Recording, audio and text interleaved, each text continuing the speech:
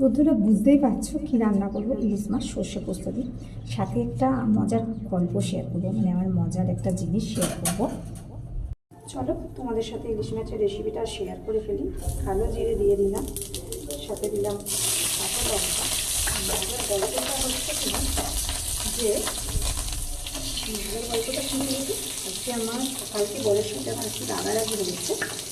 এবার একটা বড়দিন ছিল, তখন বড়ের দোষ থাকে, তখন বর কী করে বলতে আমার জন্য যে জিনিসটা পছন্দ করি সেই জিনিসটা নিয়ে আসে। আমি যখন যে জিনিসটা পছন্দ করি রাত ভাঙার জন্য সেই জিনিসটা নিয়ে আসে। সেই জিনিস ইলিশ মাছ নিয়ে এসে সকালবেলা যাতে আমার রাস্তা ভেঙে যায়, তবু আমি কোনো কথা অ্যান্সার দিইনি। তো বেটে রেখেছিলাম, পোস্তটা দিয়ে দেবো, সাথে টক দই আছে, টক দইটা দিয়ে দিলাম। আর সাথে সর্ষেটা আমি বেটে ছেঁকে রেখেছিলাম। আমাদের ছেঁকে রাখলে মাছটা ভালো হয়।